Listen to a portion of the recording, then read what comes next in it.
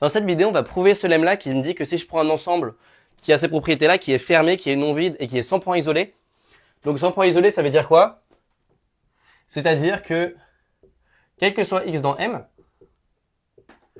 il existe xn, une suite à valeur dans M, telle que xn tend vers x. Donc par exemple, si je regarde le segment 0,1, il est sans point isolé parce que si je prends n'importe quel point dans le segment, il existe une suite avec xn différent de x, il existe une suite qui tend vers ce point-là. Exemple simple. Si je prends par contre un singleton, ou si je prends le singleton 0, ça c'est pas sans point isolé parce que 0 c'est un point isolé. Si je prends l'ensemble des rationnels, c'est sans point isolé parce que je prends n'importe quel rationnel, il peut être approximé par des rationnels différents du rationnel lui-même. Si je prends R, c'est sans point isolé. Et si je prends 0 union 0, 1, ça, union 1, 2, ou 1 demi 1, ça c'est sans point isolé. Le seul point isolé c'est 0. Donc, tu peux voir que si on enlève chacune des hypothèses, l'énoncé devient faux. Parce qu'il existe des ensembles sans point isolé qui sont dénombrables. Il existe des ensembles fermés qui sont dénombrables. Mais par contre, quand on rajoute tout, ça devient faux. Et je vais donner un exemple d'ensemble qui vérifie ça. C'est l'ensemble de Cantor. L'ensemble de Cantor, c'est quoi? C'est, mettons que je regarde le segment 0,1 et que je décide de enlever ce qui se passe au milieu. Donc le segment 0,1, je le coupe en 3. 1 tiers, 2 tiers. Et je regarde ce qui se passe juste le segment 0,1, le segment 0,1 tiers et le segment 2 tiers 1. Donc je pose K1 qui est égal à 0,1 tiers union 2 tiers 1. Je regarde ce segment-là, cet ensemble fermé de R, c'est un compact. Ce que je peux faire, c'est que je peux réitérer la construction que je viens de faire. Ce que j'ai fait, c'est que j'ai pris 0,1, je lui ai enlevé ce qu'il y avait au milieu. Je peux recommencer la même chose, enlever ce qui se passe ici, ça va me faire K2. K2, ça va être 0,1 neuvième, union machin. C'est juste, je fais la même chose, je regarde les segments ici. Et quand je continue de faire ça, je commence à trouver des compacts qui sont de plus en plus petits, qui sont inclus les uns dans les autres. Donc j'ai K2 qui est inclus dans K1, qui est inclus dans 0,1. Et quand je pose l'intersection des KI, on appelle ça l'ensemble de Cantor. Il s'avère que c'est clairement fermé parce que c'est une intersection de fermés. Donc les KI s'obtiennent les uns par les autres en enlevant des bouts du milieu. Donc à chaque fois j'obtiens un fermé parce que quand je prends un fermé et que je lui enlève son milieu, de manière à garder des trucs fermés, ça reste fermé et du coup, en itérant ça, j'obtiens que des ensembles fermés. Je pose l'intersection, j'appelle ça l'ensemble de Cantor. C'est un ensemble fermé, il s'avère qu'il est sans point isolé. Et gratuitement, comme ça, on a montré que l'ensemble de Cantor n'était pas dénombrable. Donc c'est quand même pas mal. Et voilà, c'est ça qu'on va montrer, nous, c'est que dès que je prends un ensemble qui vérifie ces hypothèses-là, par exemple l'ensemble de Cantor, alors il est pas dénombrable.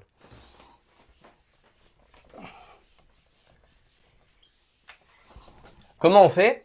Ce qu'on fait, c'est qu'on regarde l'axe réel, on utilise chaque hypothèse qu'on a, on sait que l'ensemble il est non vide, donc j'ai un point y0.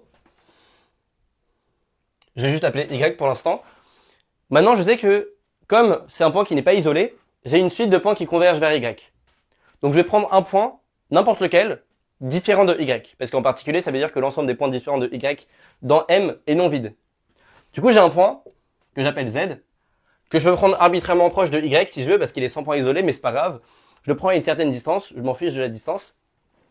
Et ce que je vais faire, c'est que, mettons que z est à droite de y, je vais appeler yg, et l'autre, je vais l'appeler yd.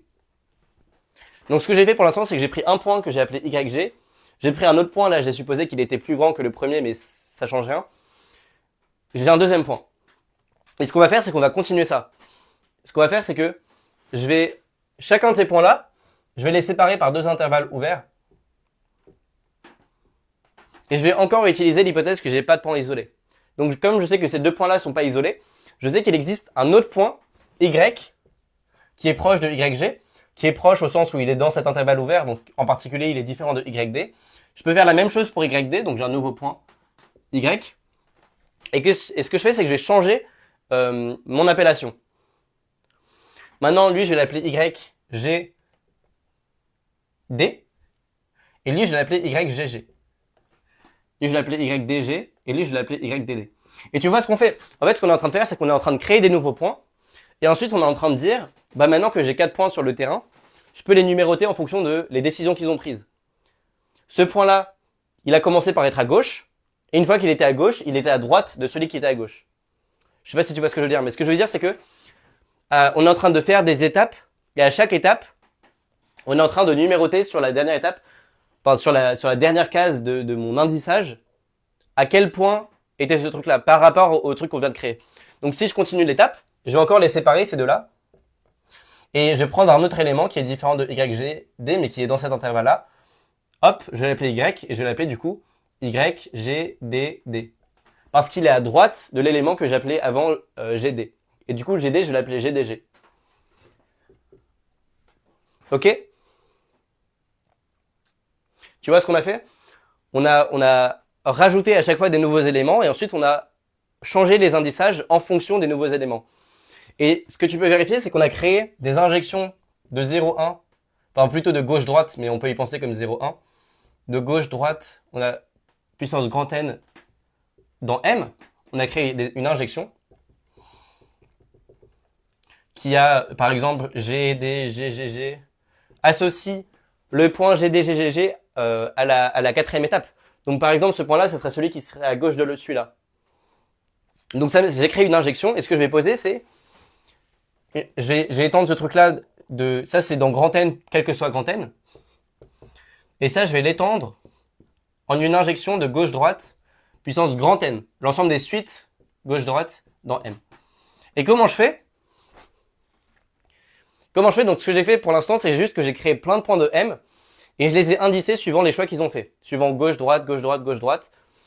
Et maintenant, si j'ai une suite infinie de gauche-droite, ce que je fais, c'est que je remarque que, mettons soit, je regarde UN, la suite de gauche-droite, et ce que je lui associe, c'est, je sais que quel que soit grand N, je dispose de Y U0 jusqu'à UN. C'est-à-dire que si j'ai ma série infinie de gauche-droite, ce que je fais, c'est que je regarde les grands N premiers termes de ma série gauche-droite. Ça fait du coup les termes U0 jusqu'à UN. Je regarde le terme Y indicé U0 jusqu'à UN. Ça, c'est un terme dans M.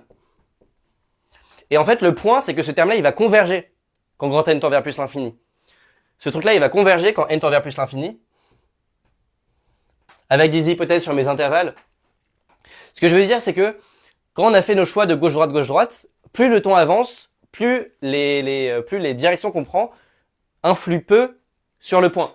C'est-à-dire que les premiers points, la première décision d'aller à gauche ou à droite, c'était celle-là. Ça a fait un gros changement sur l'axe réel. Mais plus on prend des décisions, plus on devient proche des autres parce que je les ai séparés par des petits intervalles qui deviennent de plus en plus petits.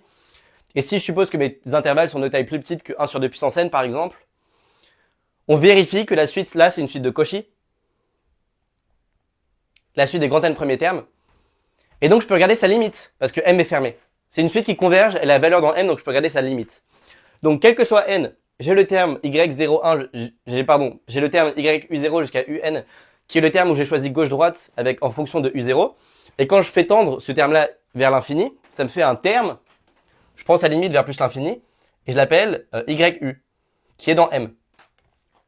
Et maintenant, ça, c'est une injection. Ça, c'est une injection.